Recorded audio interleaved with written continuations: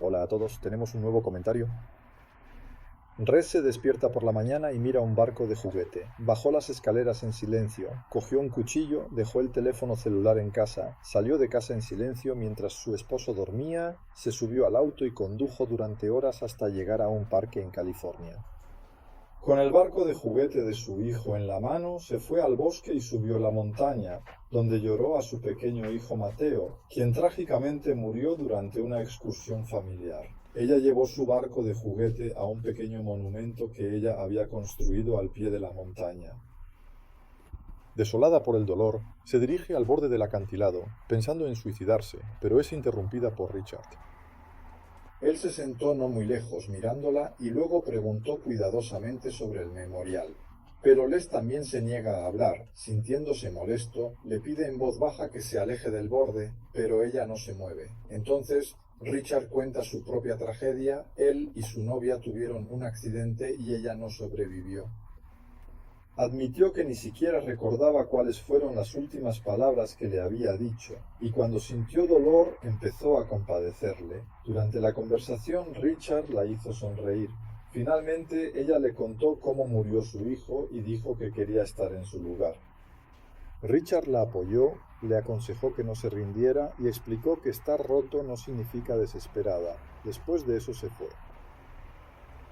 Cuando Richard comienza a romper a Beret, se produce un golpe interno y ella decide seguirlo hasta el estacionamiento donde se despiden, y cuando ella está a punto de subir al auto, Richard de repente la ataca con una pistola paralizante, le ató las manos y los pies con correas de plástico y la arrojó al maletero de su automóvil.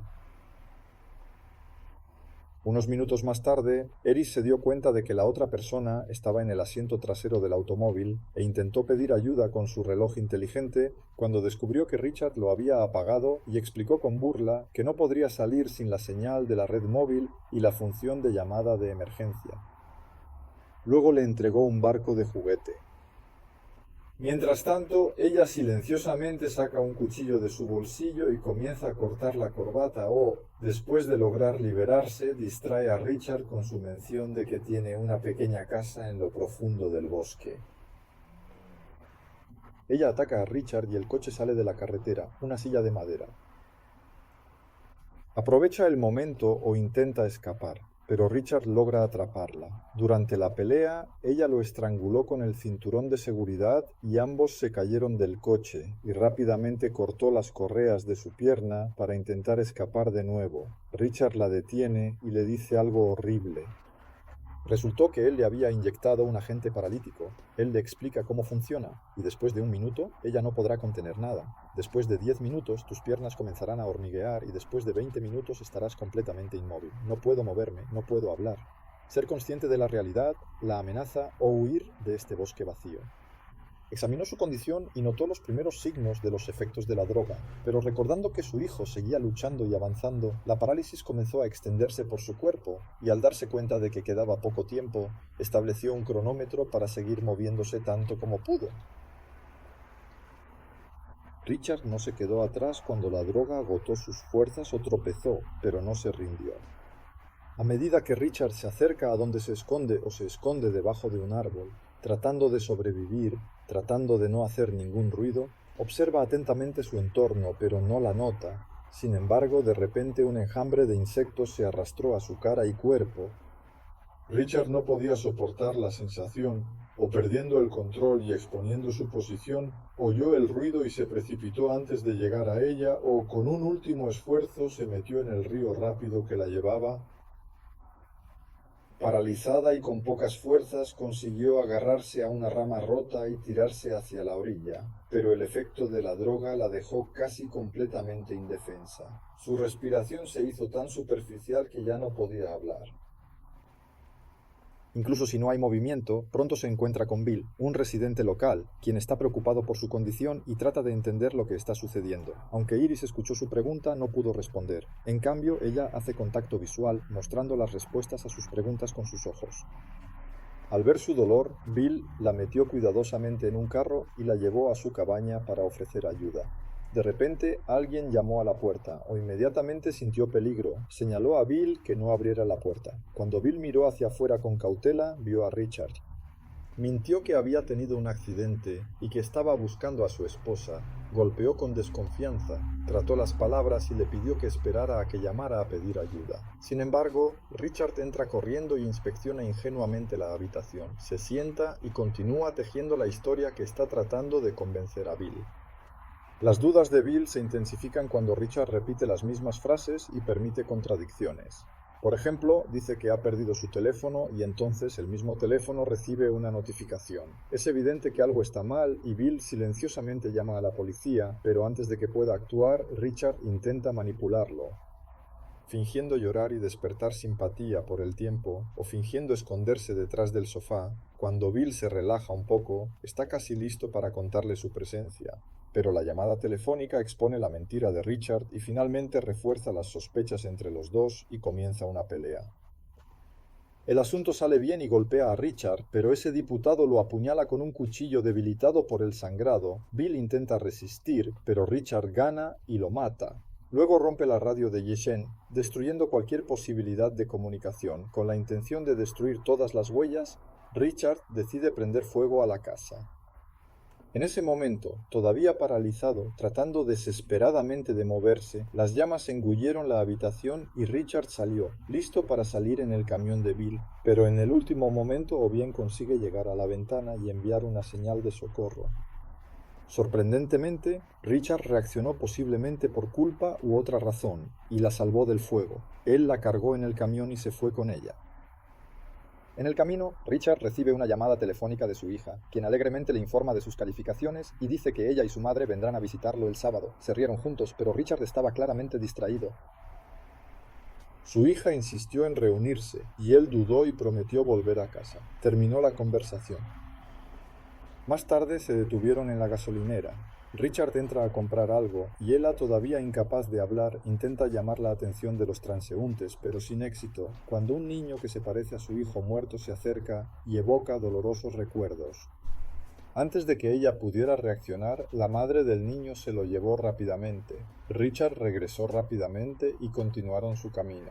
Eventualmente, regresan al lugar donde solía estar el coche dañado de Richard. Se puso ropa limpia y volvió al camión. Preparación, inyección o 2 dosis de oxitócidos. En ese momento, un remolque se acercó a ellos para recuperar el vehículo dañado, cuando un coche de policía se detuvo de repente y el oficial comenzó a investigar. Le pregunta a Richard acerca del camión, que Richard afirma que es el auto de su amigo Bill. El policía notó algo extraño y volvió su atención hacia Iris. Richard intenta intervenir, afirmando que tiene problemas de salud y no puede hablar, pero el oficial siente que algo está mal e insiste en hablar con ella o, aprovechando la única oportunidad que tiene, cuidadosamente deja que el oficial revise el coche. Al examinar, él tenía una jeringa diseñada para ella. Al darse cuenta de la amenaza, el oficial intenta detener a Richard, pero no antes de que Richard lo ataque brutalmente con un gancho de remolque una y otra vez hasta que mata a un último acto cruel, el cual Richard culpa a Iris por el asesinato. Remolcó el vehículo oficial de la policía, lo prendió fuego y luego se fue con Irisa y continuó su camino. Ellos notan que Iris se está recuperando un poco, recuperando parcialmente sus poderes, y ella comienza a hablar, afirmando que Richard está perdiendo el contacto con la realidad. En respuesta, recordó a su víctima anterior, relatando cómo disfrutó de su tiempo con ella antes de matar. Admite que el asesinato le dio una sensación de solidaridad, que se divirtió con ello, o que se sorprendió al darse cuenta de que estaba tratando con un verdadero psicópata. Desesperada, ella le rogó que la dejara ir.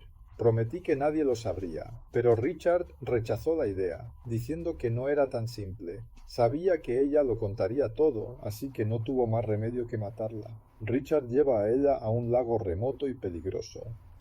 Percibiendo el peligro, Rhys decide aprovechar el momento e intenta apuñalar la jeringa que había mantenido en secreto antes en su pierna. Sin embargo, debido a la parálisis suficiente, aquí tampoco hay suficiente fuerza para administrar correctamente la medicación. Richard lo tomó rápidamente, sacó la jeringa y la tiró a un lado. Luego sacó un cuchillo de la parte trasera del camión y arrastró una pistola del lago.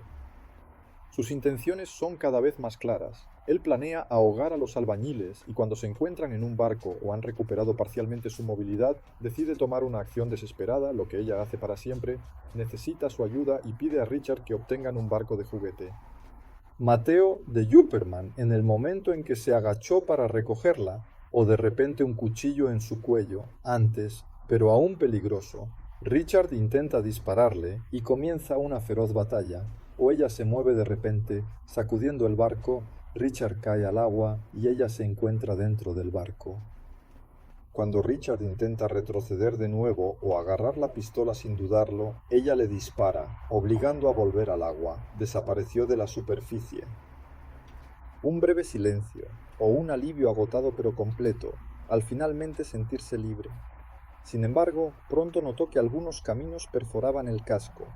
El agua comenzó a llenarlo lentamente, pero todavía estaba parcialmente fijado aquí, incapaz de moverse. Poco a poco el barco se hundió con ella y pasaron unos minutos. A pesar de ello, con mucho esfuerzo, logró salir a la superficie y nadar hasta el muelle desde donde partieron y poco a poco su cuerpo volvió a la normalidad y recuperó su total libertad de movimiento. Mientras tanto, Richard, antes serio, pero de alguna manera todavía vivo, no tenía miedo ni ira en su rostro cuando se acercó a él. Por el contrario, ella le agradeció porque fue él quien, aunque de la manera más pervertida, le devolvió el deseo de vivir.